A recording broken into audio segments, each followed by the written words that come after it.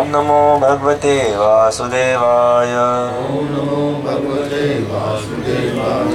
नारायणं नमस्कृत्यं नारायणं नमस्कृत्यं नरं चैव नरोत्तमं नरं चैव नरोत्तमं देवीं सरस्वतीं व्यासं देवीं सरस्वतीं व्यासं ततो जयमुदीरये। ततो जयमुदीरये। नष्टप्रायेषु अभद्रेषु नष्टप्रायेषु भद्रेषु नित्यं भागवत सेवया नित्यं भागवतसेवया। भगवती उत्तम श्लोके भगवती उत्तम श्लोके भक्तिर्भवती नैष्ठिकी। भक्तिर्भवति नैष्ठिकी। ग्रंथराज श्रीमद्भागवतम की स्कंद 4 अध्याय 21 श्लोक संख्या 43।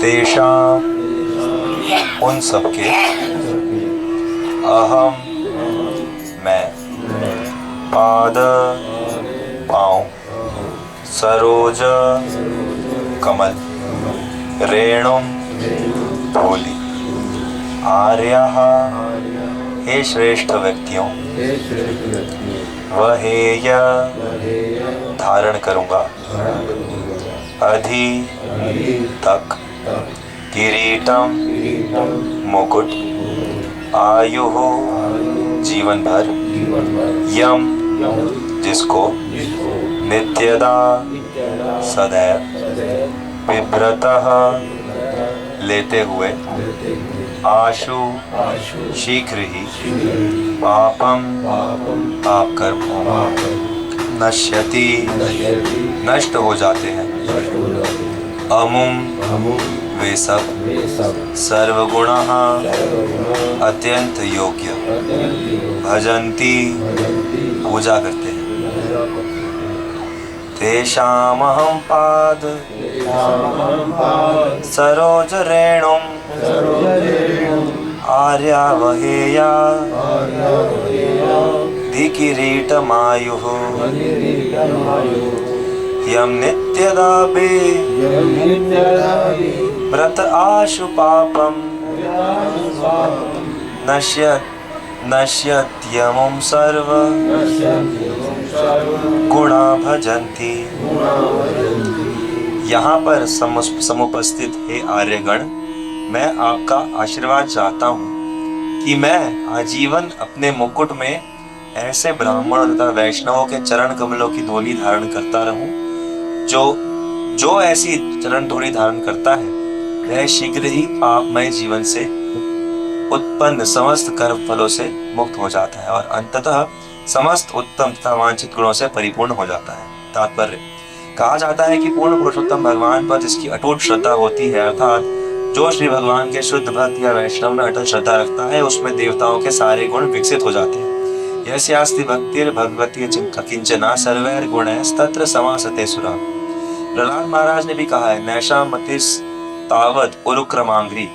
जब तक विशुद्ध वैष्णवों के चरण कमलों की रेणु को मस्तक पर धारण नहीं किया जाता और जब तक पूर्ण पुरुषोत्तम भगवान का ज्ञान नहीं होता, तब तक यह जीवन अधूरा रहता है। ऐसा महापुरुष विरला ही है जिसने श्री भगवान को पूरी तरह जान लेने के बाद तथा अनेकानेक जन्मों तक कठिन तपस्या करने के बाद अपने आप में उनमें पूर्णतः समर्पित कर दिया।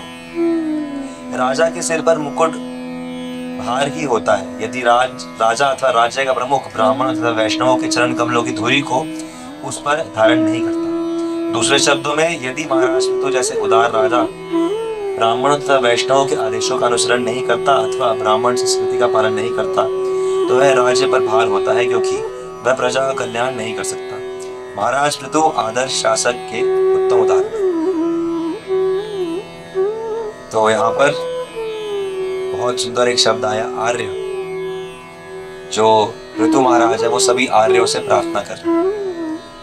अभी मॉडर्न विज्ञान का क्या नैरेटिव है, और सबसे बड़ी दुख की बात यह है कि अपने आप को सो कॉल्ड हिंदू कहने वाले, भारतीय कहने वाले और अपने आप को मतलब भारतीय गुरु के रूप में प्रचार करने वाले लोग भी दार्शनिक के रूप में वो कहते हैं कि ये जो आर्य है, आर्य ये रूस में पैदा हुए और रूस में से भारत में जो है वो 3000 साल पहले आए और उसको ये जीन मैपिंग से ट्रेस करते हैं कि जो हमारे अंदर डीएनए होता है उनके जीन्स में तो उसमें ढूंढ के कहते हैं कि नहीं भाई, ये वाला जो जिसको आर्य कहते हैं वो तो एक पर्टिकुलर ये जीन है, और वो रूस में था, 3000 साल पहले भारत आया। तो ये जो सारा कुछ है ना, ये सब कथाएं हैं अपने मन को संतुष्टि देने के लिए, या फिर ये ऐसी कथाएं है कि बस इनको दृष्टांत की तरह देखो,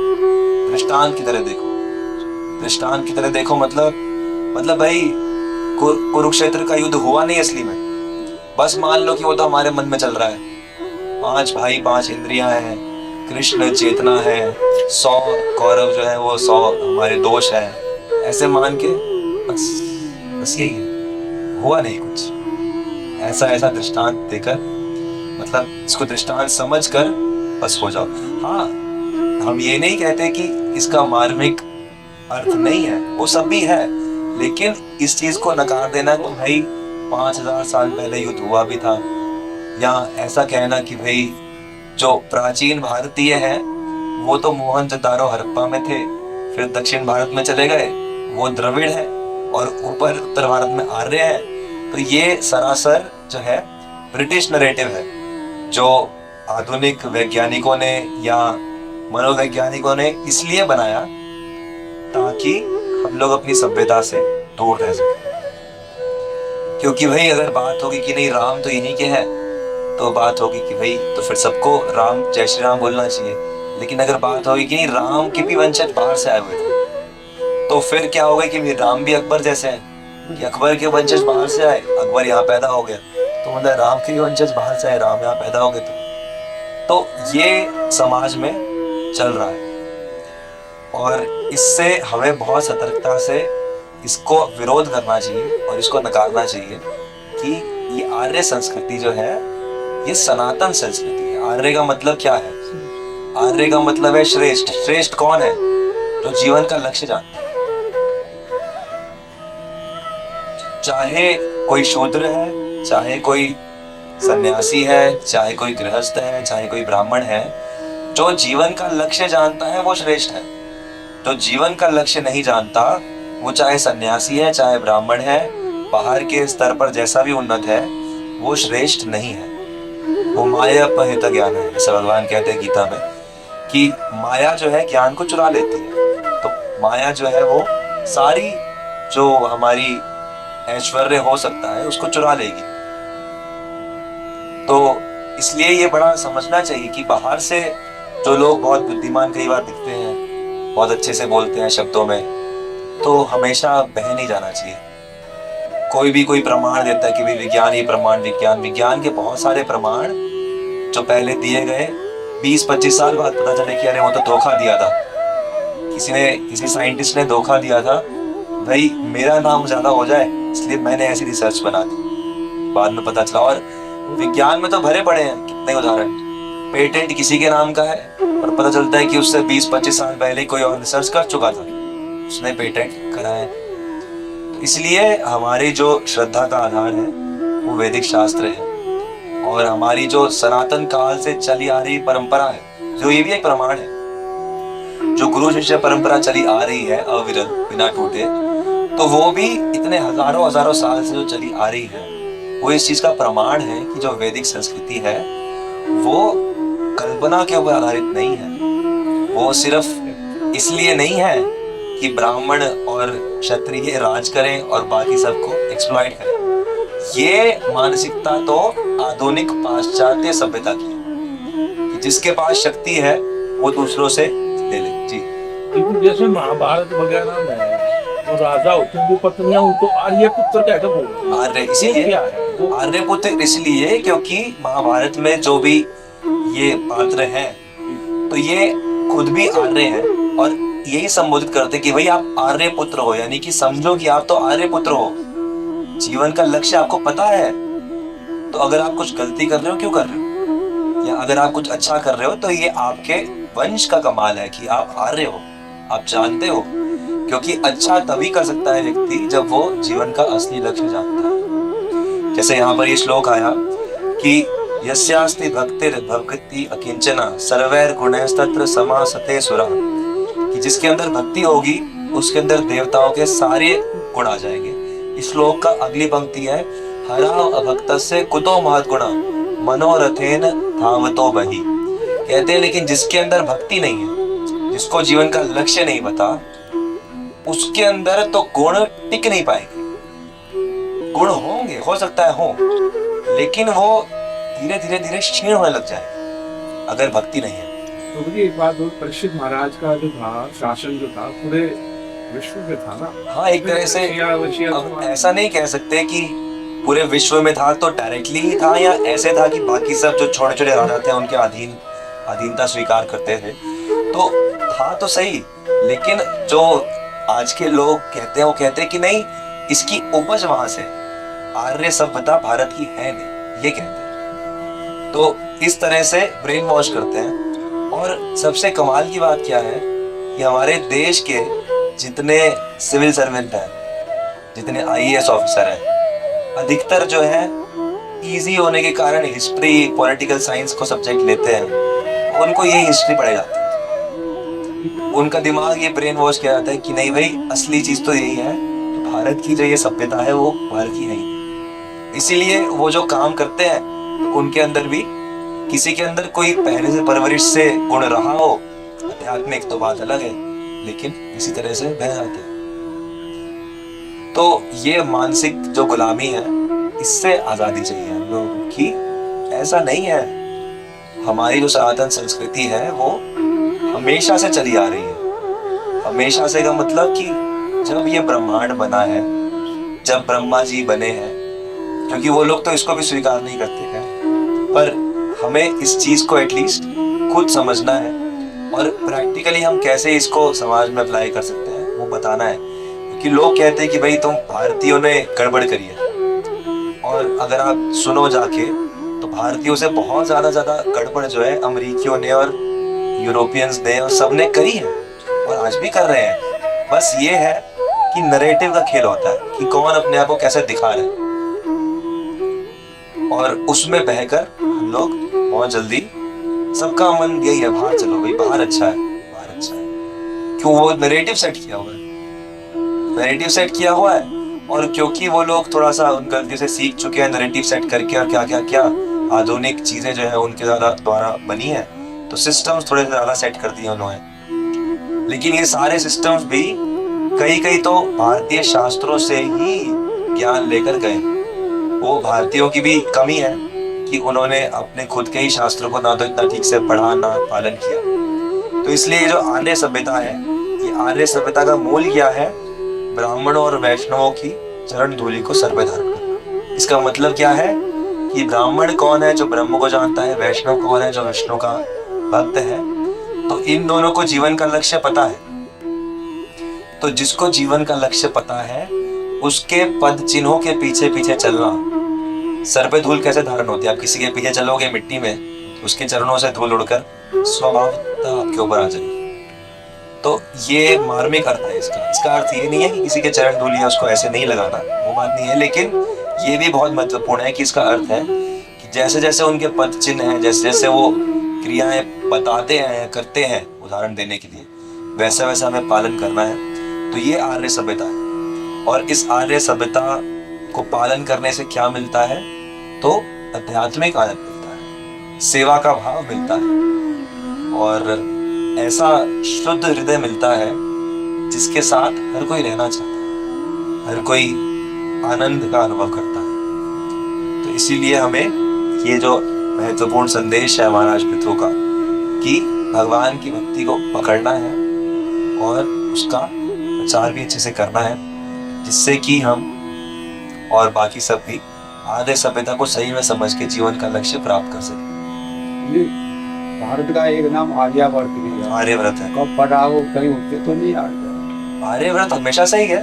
तो इसका मतलब ये हुआ आर्यावर्त में रहने वाले आर्य। आर्यव्रत में रहने वाले आर्य हैं। आर्यव्रत में, आर्यव्रत जो है उसमें रहने वाले लोगों की सभ्यता ही ऐसी है कि वो जीवन का लक्ष्य सीख जाते हैं, इसीलिए उसका नाम आर्यव्रत है। भारत भूमि इसीलिए विशेष है। भरत कौन है? भगवान के भाई है, या फिर महाराज भरत दुष्यंत के पुत्र हैं, या जो भरत महाराज भागवतम में आते हैं। तो ये भरत की क्या चेतना है कि भगवान की प्राप्ति करनी है, जीवन का लक्ष्य प्राप्त करना है। इसीलिए इस भूमि का नाम भारत है। और ये जो मानसिकता है कि हम लोग आध्यात्मिक हैं, ये यहाँ पर इसीलिए विशेष रूप से रहती है क्योंकि गंगा जमुना इत्यादि और ये सब ऋषिगण इत्यादि यहाँ पर इतना उन्होंने तपस्या की है। ऐसा नहीं है कि बाहर नहीं है, बाहर के देशों में भी पहले के समय में ऋषि मुनि तो भ्रमण करते ही थे और अभी भी जैसे कुछ कुछ चल रहा है, लेकिन जो विशेष बात भारत में है वो है नहीं कहीं पर। इसीलिए सब देश विदेश से सब भाग के यहाँ पर आते हैं। जो वहाँ के बुद्धिमान लोग हैं वो ये समझ जाते हैं कि भाई असली रहस्य इन शास्त्रों में है, इसलिए इनको टटोलते हैं। लेकिन जो यहाँ के बुद्धिमान है वो अपनी बुद्धि पे पर्दा डालकर इन्हीं का जो है वो निंदा करते हैं, कहते हैं कि ये बेकार दोष निकालते हैं। तो इसीलिए महाप्रभु ने कहा है कि शास्त्र जैसी बात कर रहे हैं उनको सरल अर्थ में लेना चाहिए, सीधा सीधा। ऐसा नहीं कि सिर्फ घुमा के उनको अपने अपने मन की इंटरप्रिटेशन करते रहो। तो इसीलिए बहुत महत्वपूर्ण है कि हम लोग भक्तों की और वैष्णवों की सेवा में लगे रहें और प्रयास करें कि सही भक्त का उदाहरण भी हम लोग समाज के सामने दे सके कि भक्त या ब्राह्मण ऐसा हो कि वो बिल्कुल निष्कलंक रह सके। और मतलब कलंक सब पे लग जाते हैं थोड़े बहुत, ठीक है, पर प्रयास करना चाहिए कि जितना कम से कम हमारे अंदर दोष हो खत्म हो सके। और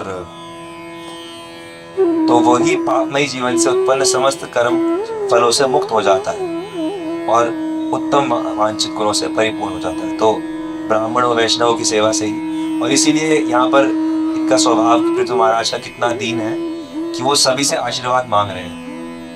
तो इस प्रकार से हमें हमेशा दीन रहना चाहिए, हमेशा शरणागत रहना चाहिए और वैदिक संस्कृति की सेवा करने का प्रयास करते रहना चाहिए।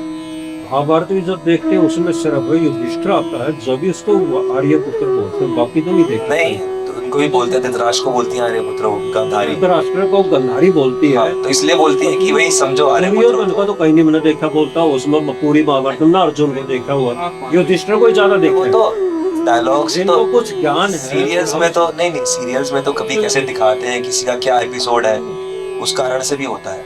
पर ये एक नॉर्मल संबोधन है, आर्य संबोधन। वैदिक सभ्यता को पालन करने वालों को आर्य संबोधन दिया जाता है। भागवत में एक जगह पढ़े ना, जिसको ज्ञान है उसको आर्य बोले। वास्तव में ऐसा है, लेकिन जैसे होता है ना कि जैसे हम सबको बोलते हैं प्रभु जी प्रभु जी प्रभु जी, लेकिन अब कोई ज्यादा अच्छा भक्त नहीं भी है तो भी हम तो प्रभु जी बोलते हैं ना कि प्रभु जी थोड़ा सा। तो इस तरह से जो ये भी आर्य भी इस प्रकार का एक संबोधन और एक अर्थ है। नाम नहीं लेती थी ना लेडी। हाँ, तो ये भी एक तो ऐसे है आज, तो इसका मतलब ये है। और कभी व्यवहारिक भाषा में ऐसे प्रयोग हो भी जाता है। श्रीमद् भागवतम की तो कभी भी हाँ मैं वही देख रहा था आज कि का है तुलसीदास बाबा, रघुनाथ ठाकुर और ठाकुर, तीनों अभिराम ठाकुर। तो मुझे दो का तो याद है, बंशीदास बाबा जी तो है जो भक्ति सिद्धांत महाराज के समकालीन थे। समकालीन मतलब उसी समय में प्रकट थे। तो ये जो बंशीदास बाबा जी थे ये सिद्ध महापुरुष थे, बंगाल में रहते थे, मायापुर में और वृंदावन में भी। और इनका ऐसा स्वभाव था कि बस कुटिया के अंदर भजन ही भजन, भजन ही भजन। तो विशेष रूप से भक्ति सिद्धांत महाराज इनकी बहुत रिस्पेक्ट करते थे। भक्ति सिद्धांत महाराज ने दो ब्रह्मचारियों को सेवा दी कि आप हमेशा इन्हीं कुटियों के बाहर रहो, कभी भी कोई ऐसी आवश्यकता हो तो देखो। और कभी अगर ये प्रसाद पाए, प्रसाद तो खैर क्या ही पाते थे, ज्यादा तो पाते नहीं थे, लेकिन कभी कभी राधा श्याम सुंदर के लिए अपना भोग बनाते थे, उन्हों को अर्पण करते थे और चाहे 3-4 दिन में एक बार खा लिया करो। तो वो जब तो उनको ऑर्डर था कि भाई वो जब प्रसाद पाएंगे और वो कुछ पत्तल फेंकेंगे, क्योंकि वो सीधा तो देंगे नहीं, तो वो लेके आना है। पत्तल में कुछ भी अगर हल्का सा लगा हुआ है तो वो सिद्धांत महाराज स्वीकार करते थे। तो बहुत ही महान भक्त थे और बहुत सारी लीलाएं हैं बच्चों के साथ। हर बच्चे को कोई बच्चा उन्हें पत्थर मारता था, कुछ कहता अरे कन्हैया क्या कर रहा है, मुझे जाने दे, मटकी लेकर जा रही हूँ, या ऐसे जो भी है, हमेशा इसी भाव में रहते थे कि मैं ब्रज की गोपी ही। तो पंचीदास बाबा जी आज के दिन वापस धाम गए, और एक है अभिराम ठाकुर। तो ये जो अभिराम ठाकुर है, ये नित्यानंद प्रभु के मित्र, इनका जो असली स्वरूप है कि ये मित्र नित्यानंद प्रभु के साथ इनका साख्य भाव है, तो उनके भक्त हैं। और इनकी एक विशेषता थी कि ये जहां भी प्रणाम करते थे, अगर वो विग्रह की ठीक से सेवा नहीं होती थी तो विग्रह फूट जाते थे। और जहां भी प्रणाम करते थे किसी वैष्णव को, अगर वो वैष्णव अच्छा वैष्णव नहीं होता था तो उस वैष्णव की मृत्यु हो जाती थी। तो हालांकि वो इसका कुछ दुरुपयोग नहीं करते थे, लेकिन वो भी खड़ा है। हाँ, तो दुरुपयोग तो नहीं करते थे, लेकिन फिर भी ऐसा था। तो एक बार जो जगन्नाथपुरी में एक भक्त थे गोपाल गुरु, तो उनकी परीक्षा इनको लेने की इच्छा हुई, क्योंकि गोपाल गुरु की बहुत ख्याति हो रही थी। तो इनको लगा कि पता नहीं कहीं ऐसा तो नहीं कि कोई ऐसा व्यक्ति प्रसिद्ध हो रहा है जो कि योग्य नहीं है। तो ये उनके साथ गए उनके पास और जाके प्रणाम किया। तो सब लोग डर रहे थे कि अरे अभिराम ठाकुर आ रहे हैं, कहीं गोपाल गुरु को कुछ हानि ना हो, कुछ ना हो। लेकिन जब प्रणाम किया तो गोपाल गुरु ने प्रणाम किया, तो दोनों स्वस्थ रहे और सब। तो इस तरह से तो ये अलग कमाल कमाल के वैष्णव हमारी परंपरा में हुए, जिनकी अजीब अजीब शक्तियाँ थी और विशेष उनका भगवान के साथ भाव है। तो इन सब वैष्णवों को स्मरण करना, इनके बारे में चर्चा करना, इनके बारे में सुनना, इससे ही हमारी वैष्णव और ब्राह्मणों की काफी हद तक उपासना हो जाती है और उनके हम अनुगत्य में रहते हैं। तो इसलिए हमें ऐसा स्वभाव बना के रखना चाहिए। और ये सभी भक्त जो है नित्यानंद और चैतन्य महाप्रभु को बहुत प्रिय है, और नित्यानंद और चैतन्य महाप्रभु भी इनको प्रिय है। ये कलयुग में विशेष रूप से प्रकट होते हैं, तो इन्हीं का इनके आनंद के लिए गुण गाते हैं। रघुनाथ ठाकुर का उसके बारे में बता दें कि भगवान का जो गोपी रूप था जो उनका उसमें रघुनाथ दास ठाकुर या रघुनंदन ठाकुर? रघुनंदन ठाकुर होगा ना। रघुनंदन ठाकुर के बारे में एक चीज मुझे याद आती है कि वो भगवान उनके घर में भगवान की इतनी अच्छी सेवा करते थे कि एक एक नारियल अच्छे से चुन चुन के तोड़ के लाते थे। उनको भगवान को नारियल भेंट करने का बहुत आनंद था, शौक था। और ऐसा होता था कि उनका घर तो बंगाल में, चैतन्य महाप्रभु रहते हैं जगन्नाथपुरी में, लेकिन जब वो भोग लगवाते थे तो भोग लगवाने का उनका इतना शुद्ध भाव था और हर चीज में शुद्धता का इतना ध्यान रखते थे कि उनके मंदिर में जब भी भोग लगवाते थे तो चैतन्य महाप्रभु प्रकट होकर भोग स्वीकार करते थे। तो ऐसा मतलब ऐसे ऐसे भक्त दिव्य हुए हैं कि जिनके लिए जब भी भोग लगवाते, रोज जब भोग लगवाते हैं तो चैतन्य महाप्रभु आकर स्वीकार। तो अगर भाव की शुद्धि है तो जरूरी नहीं है कि भगवान बहुत दूर है या भगवान जगन्नाथपुरी में है या वृंदावन में है, नहीं, जहां पर भाव है, जहां पर भाव है भगवान वहीं पर प्रकट होते हैं। तो इसीलिए भाव को विकसित करना है, अभाव नहीं करना, ये हमारा शिक्षा होनी चाहिए। गोपीनाथ का विग्रह था उनके पास। गोपीनाथ परम करुणा बहुदोई जन निताई गौर चंद्र करुणा बहुदूरी जन निताई गौर चंद्र परम करुणा बहुदोई जन निताई गौर चंद्र परम करुणा बहुदूरी जन निताई गौर चंद्र सब अवतार सार शिरोमणि केवल आनंद कंद सब अवतार सरसियोमणि केवल आनंद कंद परम करुणा बहुदोई जन निताई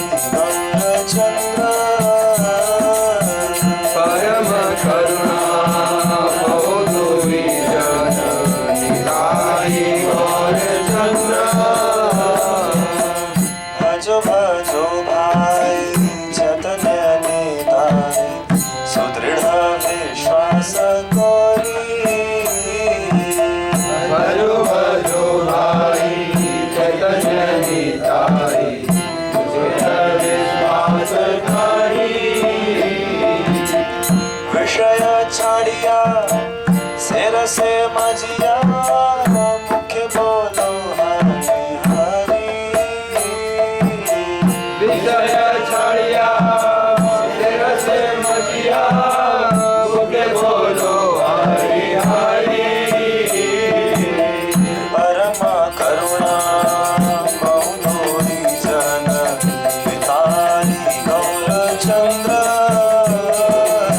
परम करुणा बहुधोरी जन निधारी और चंद्र देखो रे भाई त्रिभुवन नाई हे मन दयाल दाता देखो रे भाई त्रिभुवन नाई हे मन दयाल दाता पशुपाखी झूरे पाषाण विदारे शनिचार गुण गाथा पशुपाखी झूले पाषाण निधारे सुनिहर गुण गाथा परम करुणा बहुधोरी जन निताई गौरचंद्र परम करुणा बहुधोरी जन निधारी और चंद्र संसारे मजिया